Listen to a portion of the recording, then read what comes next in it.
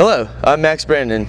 I'm standing here on the College Charleston campus right outside the Department of Communication, where I stopped in to speak to Dr. Brian McGee, who is the head of the Communication Department.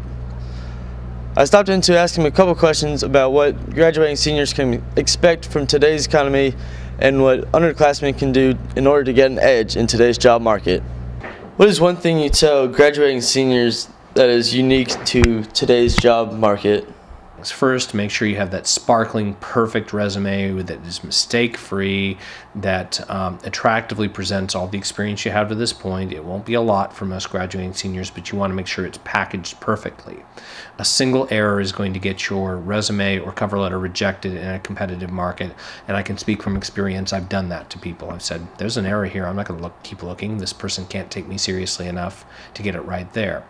The second thing I tell people in this particular job market is you've got to be open to the possibility that in order to add your experience to get that job you want, you might have to go out and find a gig, a job that will pay you enough to keep you from starving, and then take another internship, maybe even an unpaid one, that will give you more experience, that will add to your skill set.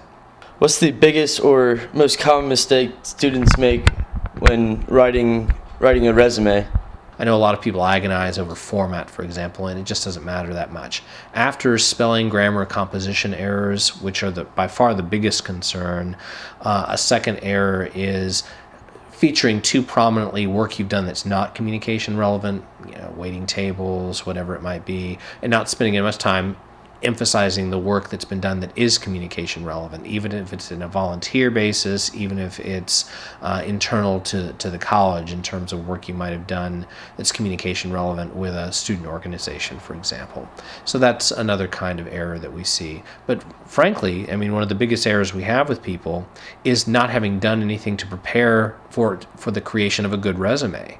I mean, if you just come to college, go to your classes, get decent grades, do one internship, you're going to have a resume that looks like thousands of other resumes at exactly the same time that those thousands of other people are looking for jobs.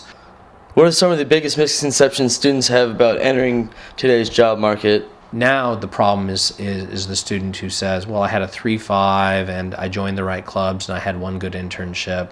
That ought to be enough, right? And the answer can often be, well, no. I mean, you still have to be able to differentiate yourself in a very competitive market. Can you show that you're aware of trends in social media? Can you and are aware of what communication professionals do for a living? Can you pull out a series of writing samples for yourself, whether for a newsletter or for a student newspaper or from a blog, to prove that you have the skills that employers are looking for? That's the sort of thing where we see a problem, where people have done a little but they haven't done a lot, and this is an environment where you need to do a lot. What are some of the most important things that you tell underclassmen to prepare them for their later years in school? Really, the perfect time to talk to someone about career preparation is when they're a freshman or a sophomore, because then you got the blank canvas. You can make course selections that are a good match for what you'd like to do with your life.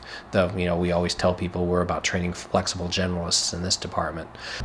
Well, I'd like to thank Dr. McGee for sitting down with me today. And I encourage all young students to take his advice and use it to the best of their abilities. For the College Charleston News, I'm Max Brandon.